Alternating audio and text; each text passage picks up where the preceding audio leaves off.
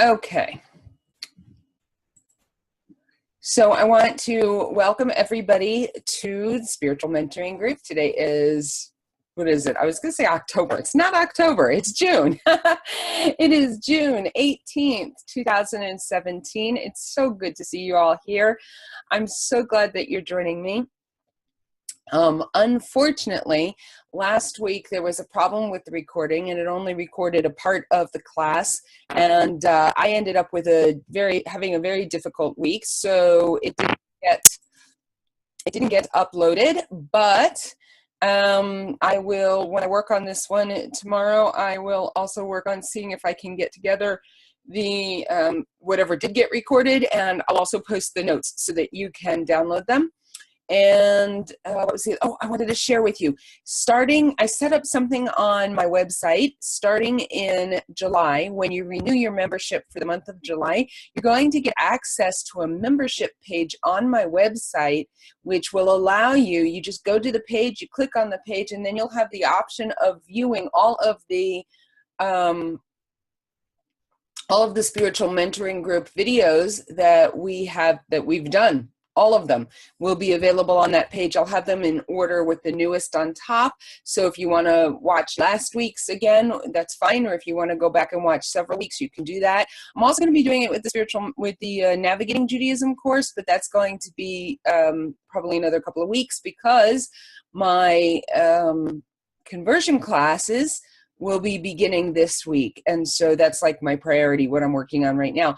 But like I said, starting the beginning of July, once you renew, you'll get access to the membership page, which will allow you to view. You won't have to search for all of the links on YouTube to be able to go watch the videos of past classes. You'll just be able to click on that page and you'll have all of the options available to you to choose whatever videos that you want to watch, which probably means I ought to be titling the classes a little bit more than just the date, because otherwise you're not going to have a clue which class was which. But we'll work on one thing at a time. Right now, I'm just really excited that I'm going to have this membership page available to you. If you are in my conversion class, you will not only have access to the membership page for the conversion class, but you will also have access to the membership page for the spiritual mentoring group, so that you can access all of those videos as well. And so I'm really excited about that. That's going to be available to everybody, and really just in a way, a totally new dimension as to what I'm providing as far as value goes. All right, so this week's Parsha is called Korach. And as you might have guessed, it opens with the story of Korach. And if you're not familiar with him, he was a leader among the Jewish people during the time of shortly after the Exodus from Egypt, where we are now, which is in the book of Bamidbar.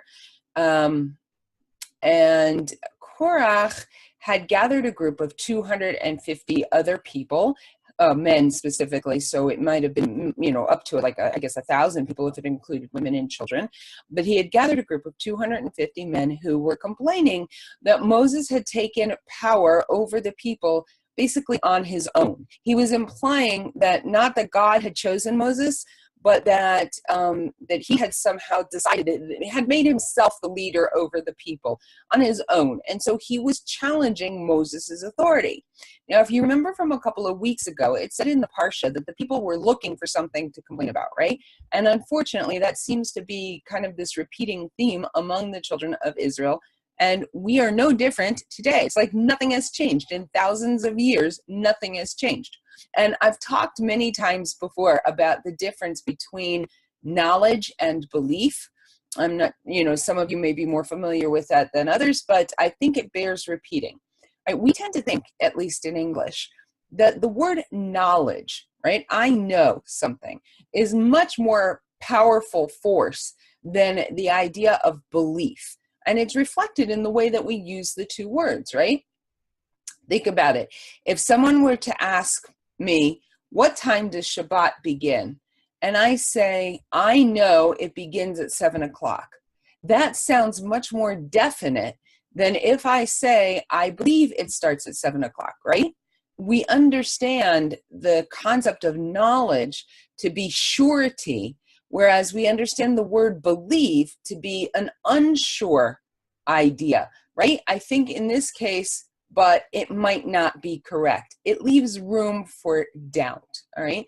But that's not really the right way to use these words, not exactly, because yeah, knowledge is acquaintance with a fact, but that doesn't make it a stronger force. Knowledge is based in the head, okay? Belief is based in the heart. And it's not just an opinion, it's a conviction. And once a fact becomes a conviction, it's far more powerful.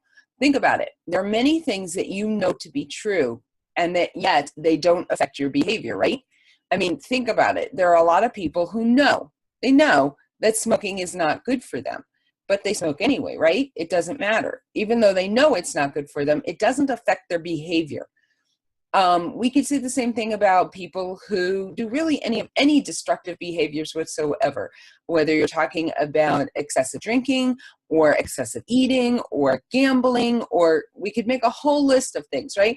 If you stopped and asked any of those people, most of them, not all, and in the case of gambling, sometimes people don't realize that they've got an addiction, but if you ask people, you know, is this healthy? Is this good? Is this okay? Most of them will say no, and yet they do it anyway. Just like if I have a piece of chocolate cake, right? I know in my head that it's not healthy for me. I know that it'll make me gain weight. I know that it's not on my diet. I know that it'll make me feel bad, right? But I eat it anyway. Why? Because the knowledge is in my head. And as much as I might wish that it was in my heart, that eating healthy and sticking to my diet is a conviction and not just an acknowledgement of fact, clearly, and we can tell by looking at my behavior, it's not, right? Because if it were, it would affect my behavior and I wouldn't do it. Now, when I was a teenager, I smoked, right? And even when I started smoking, I knew, at least in my head, that smoking wasn't good for you, but I wanted to do it. So I did. In fact, I was aware of, but it wasn't a conviction. You understand what I'm saying? I knew in my head, I was aware of the fact that smoking wasn't good for you, but it wasn't a conviction. It wasn't in my heart. And at some point, I was able to shift this from my head to my heart. It went from being knowledge to being belief. And I no longer chose to smoke. Even when my body craved a cigarette, I was able to resist because it was a commitment based on belief rather than a choice based on knowledge. I don't know if that's really clear, but that is the key to making any transformation in our life. We have to move out of our head and into our heart if we want the change to stick. Knowledge is good, but belief is stronger. In fact, just like people who know things but will do them anyway, like the person who knows that smoking is bad for them, but they smoke, conversely, people will die. They will kill themselves for a belief, even if it's not based on fact, right? So belief is a much more powerful force. So in order to change a habit in our life, any habit in our life, we have to move out of our head and into our heart if we want that change to stick. All the knowledge in the world won't change our behavior until it becomes a belief. And behavior is what we do, right? And everything that we do comes from either love or fear. Those are the only two forces in the world, are love and fear. Everything that we do is either out of love or fear or a combination of the two in some degree, okay? I don't care what you bring up, it doesn't matter. If you talk about terrorism, that's based on fear. If you talk about, it doesn't even matter. Any topic that you come up with, if we actually investigate what force is behind that type of a behavior, it will always either amount to love or fear or some combination of the two. Bullying, violence, I'm trying to think what else. Like even overeating, we can get it down to fear, or love. Okay. Every single behavior that we do in our life is based on either fear or love or some combination of the two. And So we see this really clearly in the story of the children of Israel, right? Last week we read about the spies who went in to scout out the land of Israel, and we discovered that they went in with the belief, what does it say? That they were grasshoppers. The Torah says that because they thought that they saw themselves, they were grasshoppers in their own eyes, so they became grasshoppers in the eyes of the inhabitants of the land. Nowhere in the passage does it actually say that the children of Israel were weaker, that this was somehow the reality of the situation. The reality actually doesn't matter, because once you believe something, that becomes your new reality. But it goes both directions. In addition to believing that you're less or weaker or incapable, affecting your ability to do things, conversely, believing that you are capable to do that which God has called you will also override facts that you might see about yourself.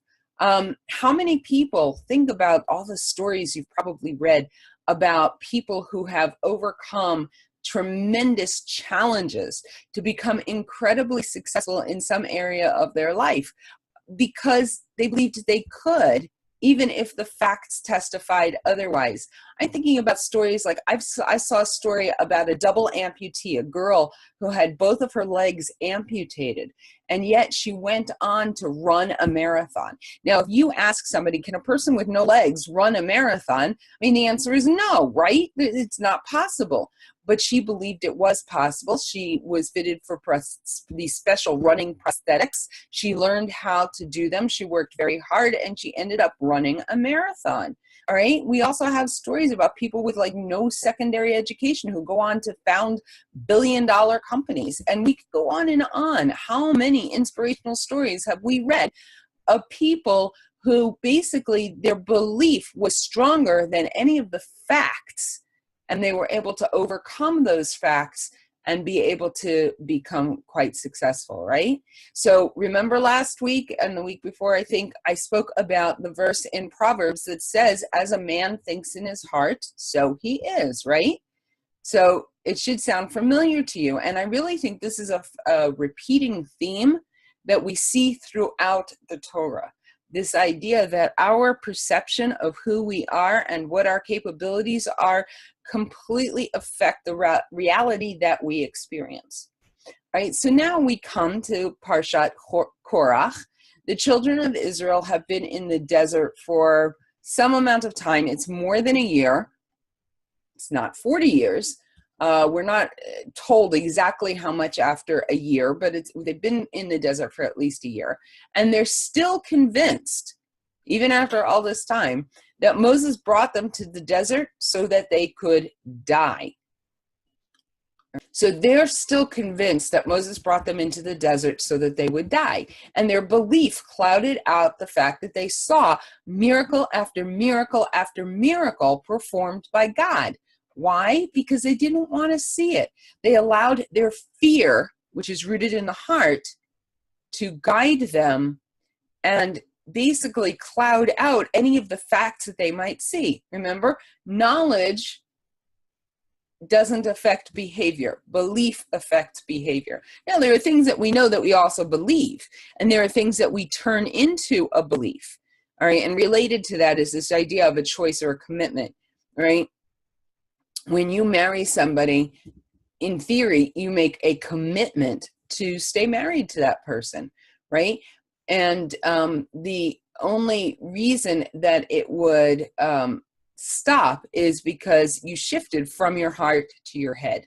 Anyway, so getting back to what I was talking about, in this case, in spite of the miracles, their fear said, what if this isn't God?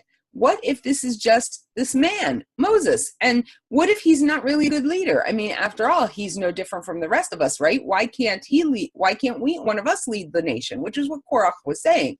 So Moshe explained to the people that this was not his doing, but that God had chosen things to be this way. All right, it's not me, guys. It's God. God chose to do it this way. I'm just obeying. And to make a really long story short, what happens? Korach is complaining. He is blaming Moshe. He's got 250 guys that he's gathered to his cause. And in short, the ground opens up and consumes Korach and the 250 men that he had brought to his side. And it's so funny because this is such a huge story. And when my kids were growing up, we used to, I don't know, tell them whenever they would start complaining, we would say, you know what happens when you grumble and complain? And they'd be like, what? And we'd say, the ground opens up and eats you alive. And you don't want the ground to open up and eat you alive, right? So stop complaining. But in our story, Moshe tells the people to watch what's going to happen. He says, if Korach dies a natural death, then there's nothing special about me. But if the ground opens up and swallows him alive, you will know that it's God doing this and that God chose me to lead you. So what happens? The ground opens up and consumes Korach, as well as the 250 men who had joined his side, as well as their houses and all of their property. It says, I think I have it here. No, I don't. Okay, I thought I did. It says, they and all they possessed descended into the grave. The earth covered them up and they were lost to the assembly. So what happened next? Instead of the people saying, wow, okay, yeah, I guess God did choose you. You're right. They started to cry from fear that the ground was going to swallow them up too. And God was so angry because remember 2 parshas ago, it says that the people were looking for something to complain about and it angered God. All right. And so we have the same thing happening here. God was so angry with the people that he causes a plague. And in the end, 14,700, so if you also include the 250 from Korach, you have basically 15,000 people who died before the plague came to a halt. So in an effort to get the children of Israel to believe, Moshe then performs yet another miracle. He collects 1 staff from each tribe, right? So he gets 12 staffs. The one for Levi is from Aaron. It's Aaron's staff, okay? So he takes all 12 of these staffs, he collects them, he puts them in the tent of meeting or the tabernacle, the Mishkan, and then the next day he collects them all and he shows them to everybody. And what happens? Aaron's staff had blossomed. It had sprouted buds and produced ripe almonds in one day. Okay, think about that. Like many of the miracles that happened throughout the Exodus from Egypt and shortly thereafter, I suppose if you want to stretch things a bit, you could say, okay, well, you know, like that was natural causes. Even the ground opening up, you could say, okay, well, like maybe there was a sinkhole or something. I don't know. But a dead branch from a tree that's being used as a staff does not suddenly bud, blossom, and sprout almonds that ripen in 24 hours. It's just not possible. There's no way that this could be anything other than supernatural. Clearly, a miracle had occurred. Clearly, God was showing the people in this case that he had chosen Aaron as the high priest, as the spiritual leader of the Jewish people. And yet they still complained to Moses that they were all going to die. Even in the midst of a very clear and obvious miracle, some people refuse to see what's really happening. Knowledge doesn't affect behavior. Belief does. And you can choose to believe. Of course, the real question, the one that in all the millennia of human experience and existence has not adequately been answered, I think, is the question of how we make that shift. How do we get something to go from our head to our heart? And it's a really conscious decision. This is something that I teach in the workshops that I do. I do a personal growth workshop. When I do it all for women, I call it Women of Worth. When I do it for couples, it's Intentionally Married, Intentionally Me. But anyway, so the answer is that we have to open our heart. We have to unlock the key that we use to protect ourselves from pain and be open to that pain, which again, like this is a whole workshop thing. It's very complicated because the human heart is complicated.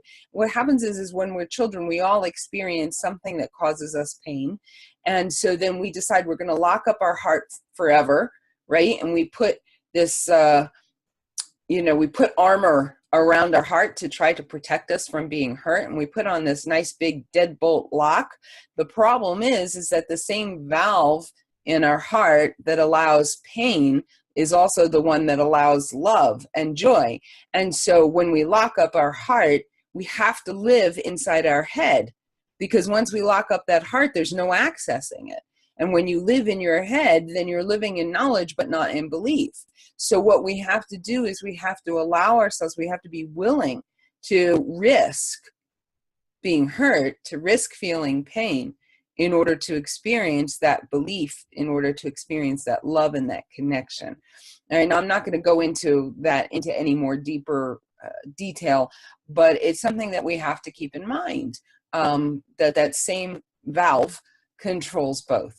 All right. Now that brings us to the siddur, right? So the second part of what we do, if you will, is we've been going through the morning brachot, and now we're in the section that is actually called the morning blessings. Like, you have the term morning blessings is overarching. It's all of the blessings that we say in the morning before Shacharit, before the morning prayer service.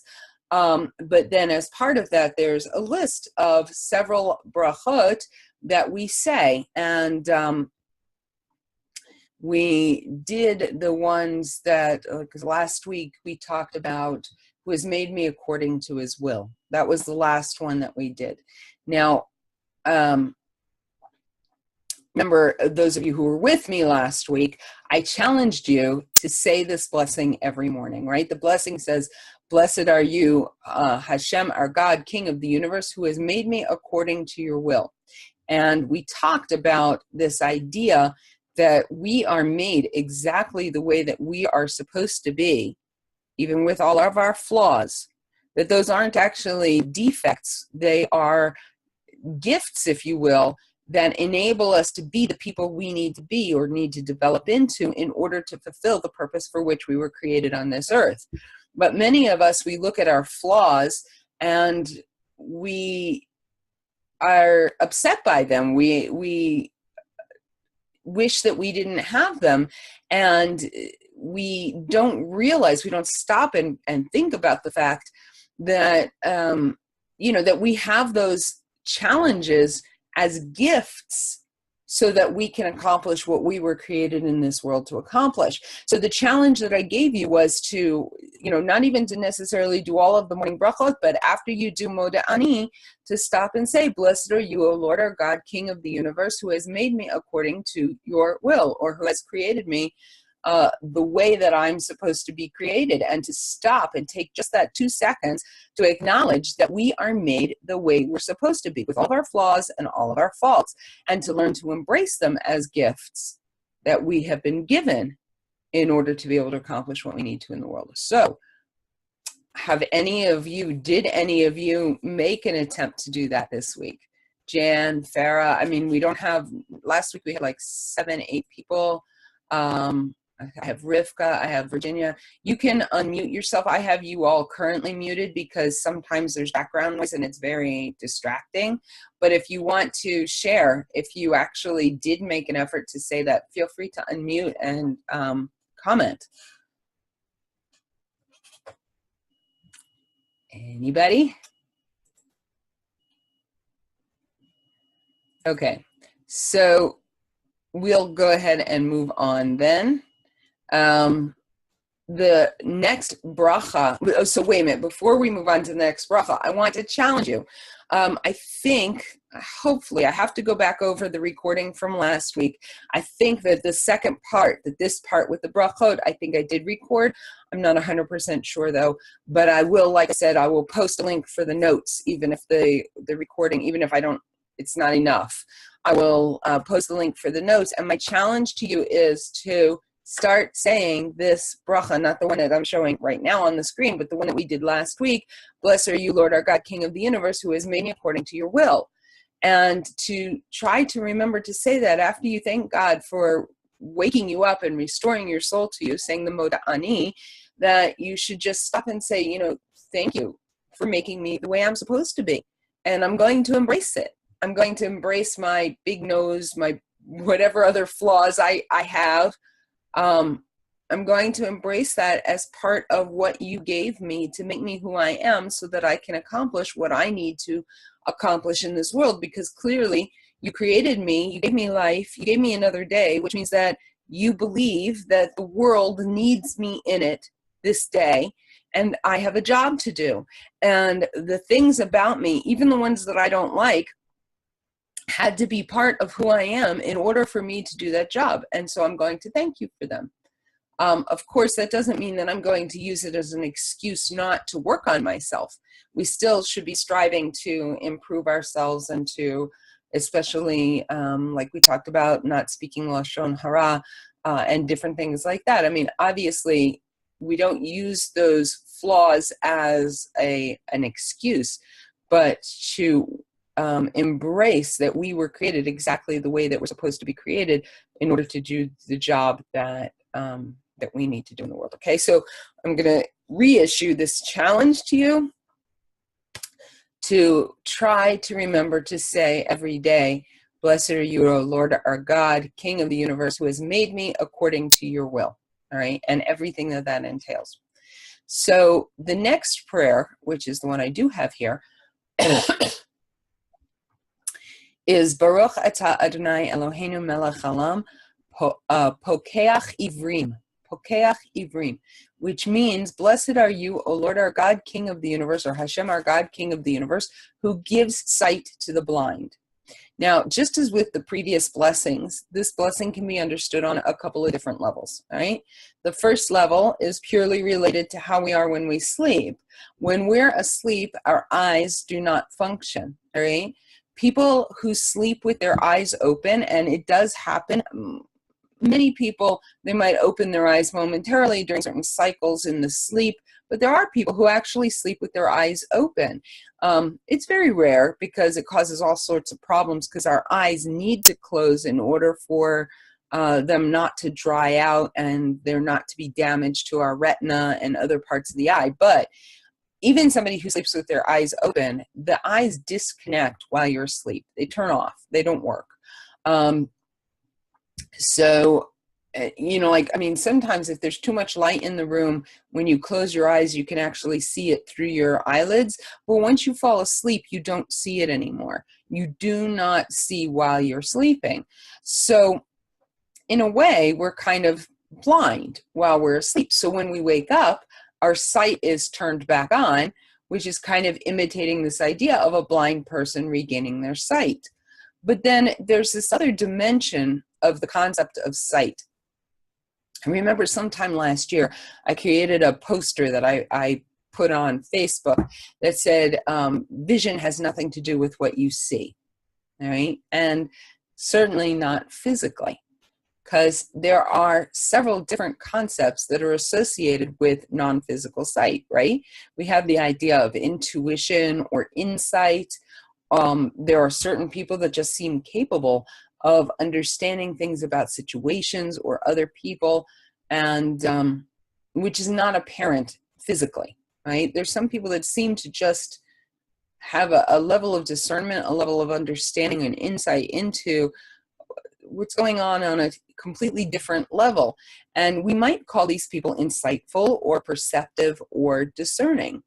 And this is a gift that is given by God. The ability for us, and we all have it to some degree, the ability for us to see things that are not physically visible. And this is a gift because it's something that enables us to accomplish, again, our calling in this world. When we perceive that someone is trying to deceive us, when somebody is hurting or in need, right? If you say to your friend, "Hi, how are you doing?" And they say, "I'm fine." You're like, okay, I can perceive that this is not accurate and you're not fine. And we might not say that, but that's what's happening. We understand there's this ability to see, which is not a physical sight. It's a spiritual sight. It's an emotional sight. I mean, emotional and spiritual really are very closely intertwined. So, when somebody is in need or hurting, when we look we have the ability to look at a situation on a deeper level. And it does indeed seem that the more connected a person is to God, the more vision that they seem to have into things that are not seen on a physical level. I don't know if that's your experience, but most people who are more spiritually connected seem to also have more insight and perception into things that are going on not on a physical level. And of course, we also have the metaphor of being blind to spiritual matters, right? We have been given sight, if you will, to see God's presence in the world and his providence in our lives. People who do not have a connection to God, have no moral compass, and are trying to make their way through the world without that divine guidance showing them the way. And they're much more like a blind person who has to kind of feel his way from one place to another, but never being quite sure that he's made the correct choice. The difference is that with a really blind person, a person who is physically blind, they are very aware of the fact that at any moment they could step into traffic and be run over. Unfortunately, often the spiritually blind lack that awareness. And we have somebody in our group who has unfortunately become legally blind. She can still see a little bit, but she doesn't see well. And I wonder, Virginia, if you are able to share with us or maybe speak to what I said about this, that, you know, you're aware that you have to be very perceptive of what's going on around you because there could be dangers that you don't see. And so, like I said, like the spiritually blind don't have this awareness, but the physically blind do have an awareness of, you know, I have to be careful because I could step out into traffic and get run over. Do you want to comment on that, Virginia? Hi, yes, sure. Can you hear me? Yep, we hear you well. You know what you're saying is so true. You get another sense, like you know. But then, as you're saying, you have to be able to trust, and you know that, like with me, I can actually. It's hard to explain how. I can get a feeling, and it's not like a funny, you know, psychic or anything feeling. I just get like a sense that stop right now. And, you know, it's also the hearing and the smells. And it's like another sense. It's quite difficult to explain exactly how it happens. But I will get... you know, I use my long white cane, which is fantastic for me. But before, you know, I can actually bump into something. I know something's in the way. Right. So I will stop. And then I feel with my cane, and then I know that, you know, I can, it's okay to go or anything. And I was walking one day with a friend who came to visit me, and we went to a local lake, which is not very far from where I live. And I stopped, and she said, "Why are you stopping?" So I said, "There's something in the path." And she said, "No." I said, "There's something in the path." And then she looked down and said, "Oh my goodness, it's a frog." Now I couldn't see the frog, but I knew something was in my path. You could and I didn't want movement to or you know, I mean, I wasn't actually I was talking with her. yeah. You know, we were walking and talking, and I just had this sense that there was something in the path, and I didn't want to hurt it, or, you know, so I stopped. And she said, "Why are you stopping? Why are you stopping?" So what you're saying is so true. We do get a sense, and it's not like this spooky thing, you know. Right. It's like, just like, stop, don't go, stand still. And also, you know, hearing. I can be talking with someone and I can hear something. Hmm. And just like, oh, you know, I said, there's a car coming. And I can hear the bus coming around the corner. So I know exactly when the bus is coming because, you know, it's inexplicable, really. But so I can understand how you say with the spiritual aspect to it. Yeah, absolutely. Thank you for sharing that with us. I just thought, but the interesting thing is that you have an awareness that you have to be hyper vigilant because you could get hurt if you're not careful. Whereas those of us that are spiritually blind, we don't have that same sense. It's like the spiritually blind they just go forward, and they don't have that sense of needing to be cautious the same way that a physically blind person is, which is why, and you can go ahead and mute if you want, or I can mute you, which is why it says in the Torah, and I do think I put that, yeah. It says in Vayikra, which is Leviticus chapter 19, verse 14, it's one of the mitzvot. It says, you shall not curse the deaf or put a stumbling block before the blind, but you shall fear your God, I am Hashem. So this commandment tells us that we are not to speak negatively about someone who cannot hear. But it doesn't just mean somebody who's like deaf, like they can't hear. It means somebody who is not within hearing distance, because that person cannot defend themselves or clear their name. Right? It's a coward who does this. Someone who speaks against a person that cannot defend themselves, it's a cowardly act. And they are showing that they fear man more than they fear God. Because even though they wouldn't say those words within earshot of the person they're talking about, they have no qualms about speaking these words within earshot of God, right? And that means that they fear man more than God, which is quite frankly a form of idolatry. Similarly, the second part of this commandment is to not put anything in the path of a blind person that might cause him to trip and fall. It doesn't only apply to a physically blind person, like literally putting a stumbling block in front of a blind person. I mean, that is the commandment. But the sages have said that it also has this other application to cause a person to fall spiritually. So we're commanded not only to not put the stumbling block in front of a blind person, but not to put any kind of a stumbling block in front of any person who may be blind, if you will, in any way, emotionally, spiritually, or what have you. The stumbling block can take so many forms. There's no way I could even name them all. It could be offering alcohol to an alcoholic. It could be tempting a person to spend money he doesn't have.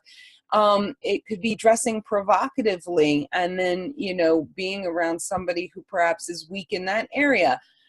There's a million examples. I'm sure you guys could think of a million examples that would fall into this category. And doing so is considered wicked. It is classified as not fearing God.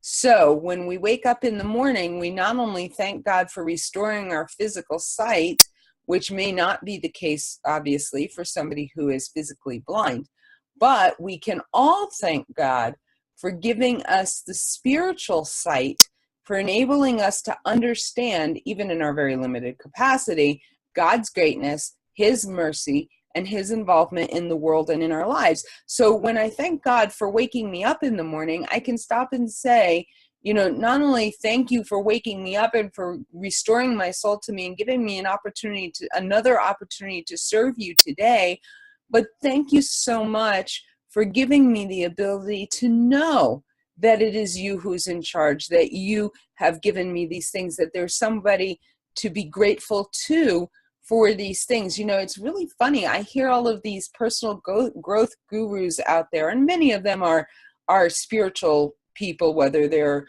Buddhist or Christian, or it doesn't matter, and as far as this specific example that I'm giving you, they're very spiritual people. So when they talk about gratitude, they are still thinking about gratitude to God in some form.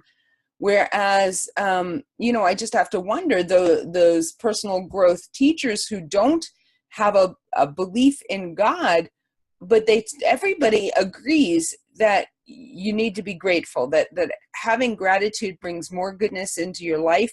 It helps you to be a happier person. It helps you to be more successful. They say that it's not successful people that are happy, it's happy people that are successful. So, you have to wonder, when they talk about gratitude, what are they grateful to? Who are they grateful to? The universe? Whereas we can stop and say, I recognize that I don't understand all of the complexities of who you are as God, but I'm grateful that you've given me the ability to know that there is a God, that you've given me the vision, the ability to see that there is a God who is active in this world and who is active in my own life. Okay, so when we say this, excuse me.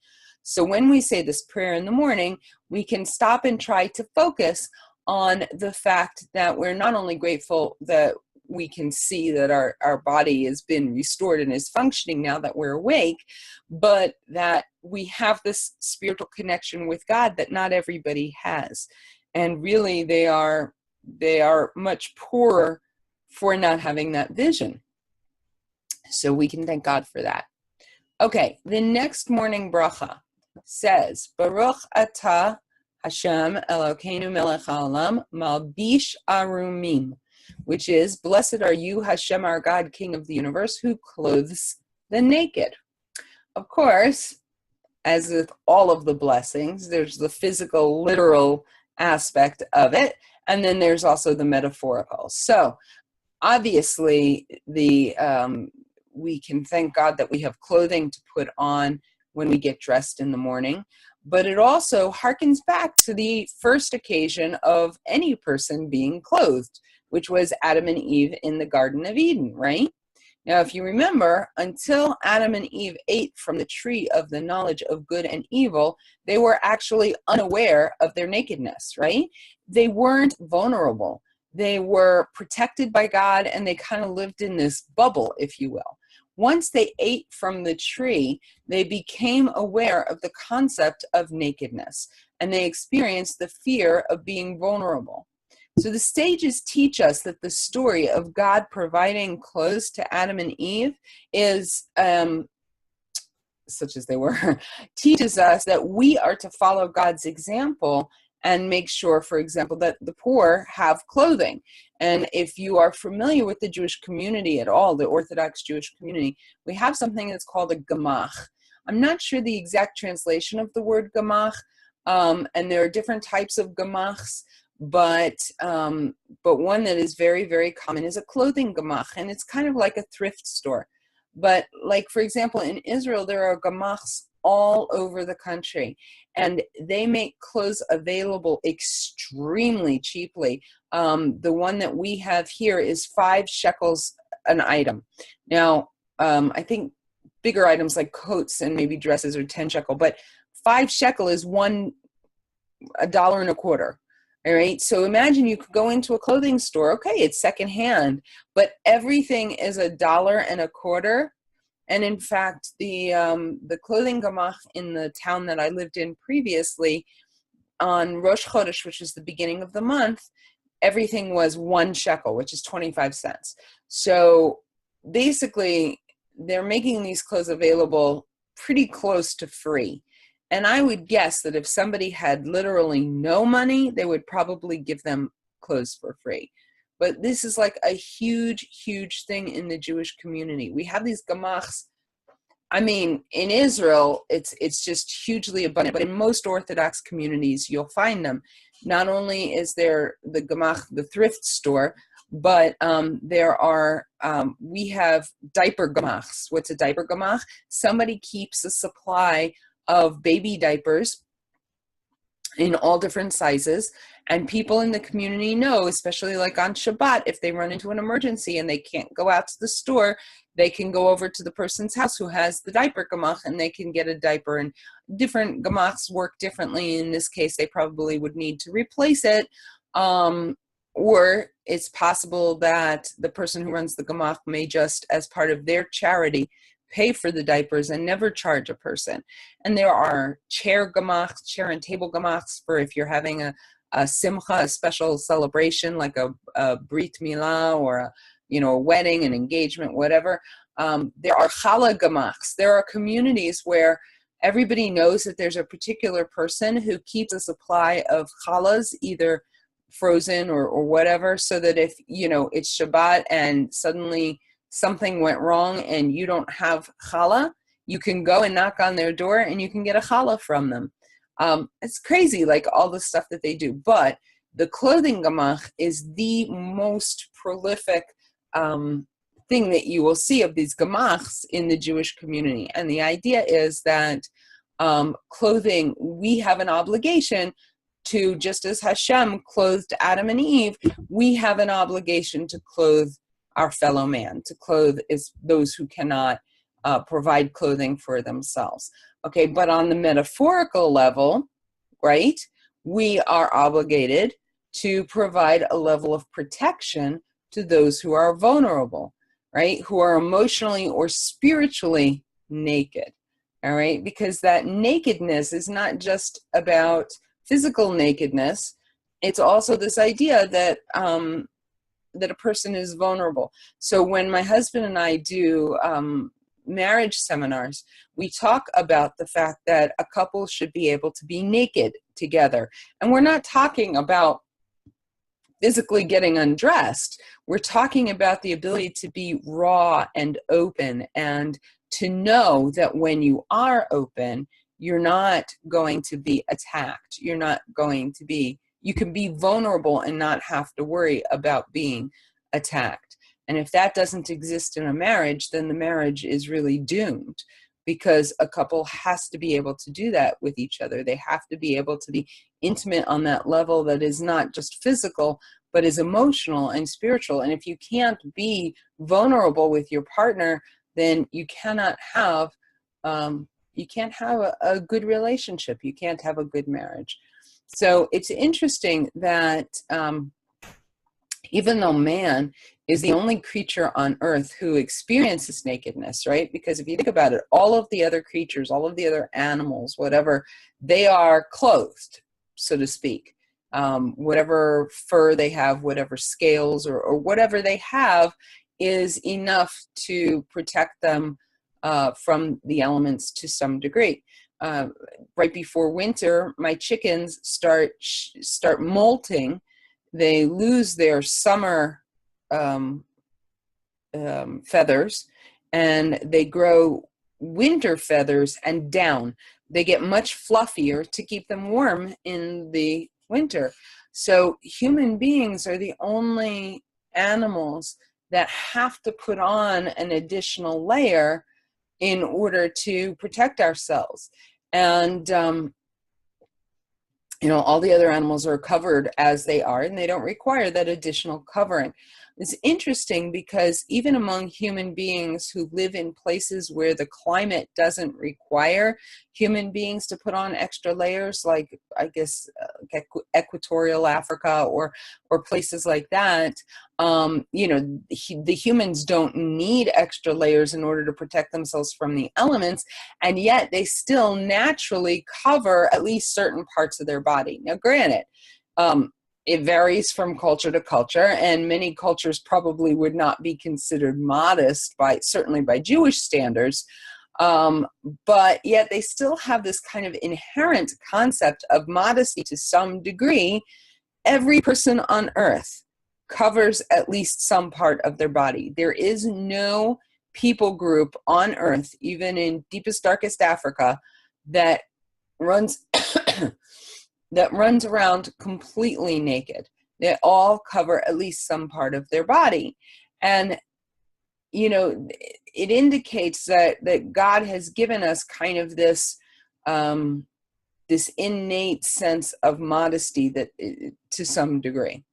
All right, so one last idea on the topic of clothing, and then I'm going to open up I'm going to invite you all to share any ideas that may have come to you while I was talking, anything that's going on in your life or whatever, whatever you want to talk about. So this last idea on clothing is the sages speak of clothes, not only the physical clothes and the idea of protecting somebody who's vulnerable, but in terms of mitzvot and good deeds, right? They are called the garments of the soul. And the soul, like the body, requires food and it requires clothing, although it's spiritual instead of physical. So the blessing, when we say the blessing, it should serve to remind us not only of the fact that we cover the physical body, but it should also serve to remind us that we need to nourish and feed our soul with Torah and to clothe it with mitzvot, okay? And just as we're supposed to remember to also make sure that the needy and the poor have physical clothes, we should also endeavor to assist those who are needy and poor spiritually to be properly fed and clothed spiritually. Okay, so does anybody have anything that they want to say or share, or any questions or anything that you want to talk about? Feel free to unmute yourself and I'm more than happy to have a discussion. Yeah, Wendy? It's me, Rivka. Okay, hi, Rivka. Hi, I had an anecdote to share back on the blindness. The musician Ray Charles, who's blind, he donates a portion of the proceeds from his music to deaf charities. And somebody asked him once, why he gave to deaf charities and not blind charities, because he was blind, and he said that he didn't consider blindness a disability, that he considered hearing a disability. Interesting. Thought, yeah. That is very interesting. You know, I don't know if you know this about me, but I used to do American Sign Language, and I remember having a discussion with one of the deaf ladies who was part of our group, and I think she was quoting Helen Keller, but I could be wrong. And she said that blindness takes away things, but deafness takes away people. And I thought that was really profound, that, if you can't see things, you can still communicate with people. But once you lose language, people become far more distant and disconnected. It's really interesting. Okay, anybody else have anything to say? Can you hear me okay? Yep, I hear you. I just wanted, I wasn't able to be here for last week's session, and the morning braha that you were challenging us to do. Mm-hmm. Just want to thank you for that. With my husband and I separated, and I've really been struggling with my thoughts and emotions and just who I am overall. And so that morning prayer is really going to help me, and it's one that I'm going to be doing in the morning. So thank you for that. Absolutely. I'm really glad to hear that. I mean, that's hard for us. I think it's harder for women than it is for men. We're very, very critical of ourselves, and we look at every single flaw, whether it's physical or emotional or anything, and we see it as a flaw. We see it as something that makes us defective, and we forget that God created us this way for a reason. We don't necessarily have the privilege of understanding the reason, but some of us have anxiety, or some of us are overly sensitive emotionally, but those things make us who we are so that we can do what we were called to do in this world. And I think it's really a healing thing for us to learn to embrace everything that we are, our positives and our negatives, or the things that we perceive as negative. They're not negative, they're positive, because God gave them to us for a reason. And they're supposed to help us to do what it is that we need to do in the world. So I look forward to hearing from you next week and see how it affects your life, because I think it's profound. I think that it really, if we got into the practice of embracing that aspect of who we are, I think it would change our experience in the world. And so I'm looking forward to hearing from all of you on that. Thank you, Wendy. Anybody else have anything to say? Well, I'm definitely going to be doing it. Great. Because, not because I don't consider myself disabled, because I can do things. Right. Okay, limited in like reading, and it's very frustrating, but I'm not disabled. Right. And they say I'm disabled, but I'm not, because Right. I don't consider myself disabled. Right. But it's also overcoming that fear. For a long time, I didn't want to go out by myself, and so I stayed at home, because I was scared to go out. Right. But with it comes confidence, and I'm wondering just how confident we need to be in our spiritual life. When we're looking at all the flaws, like, oh, I didn't say this prayer, or I didn't say this bracha, I didn't do this, I did. We've got to overcome the fear and just put the long white out and just go for it. Yeah, absolutely. Absolutely. Thank you so much, Virginia. You really added a tremendous amount to our perspective. Nothing gets past me, I can tell you. I know. Even with my son, he says, how do you know? I'll say to him, why are you putting 2 plates out? He says, well, how do you know I'm putting 2 plates out? I know. I just know. Amazing. How do you know that? I don't know how I know. I just know. Yeah, you just know. Yeah. Beautiful. Yeah. Awesome. All right. Anybody else have anything to share before we sign off for the evening? Okay. Just a big thanks for being there and having this available for us. Oh, Yeah, for sure. I'm sorry, Jan. I didn't hear the last part. And having it available for us. Oh, you're very, very welcome. Do you have a sore throat, or is it just the sound system?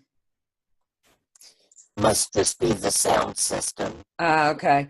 Yeah, when you hear the recording, it sounds kind of funny on our end, but it's good to see you. I'm so glad that you're with us, and that goes actually for all of you, and even those who are watching by recording because you weren't able to be with us live. Each and every one of you means so much to me, and you're each so, so special, and I am very privileged to have you in my life and to be giving me the opportunity to explore these things with you. And for those of you who are also going to be doing the conversion program, I'm just, again, very, very honored to be with you. And to remind everybody that if you have a friend who, somebody who is looking for an online conversion program, please send them my direction. And I will see you guys next week. Have an amazing, awesome week. And definitely, please post in the Facebook group. Don't be silent. Let's, keep it going. Be supportive to each other. This is supposed to be a virtual community, and we're supposed to be giving some support to each other. So please be there and post and let me know what's going on. And I love you all, and I'll see you next week. Bye. Love you too. Okay. Bye. Thank you.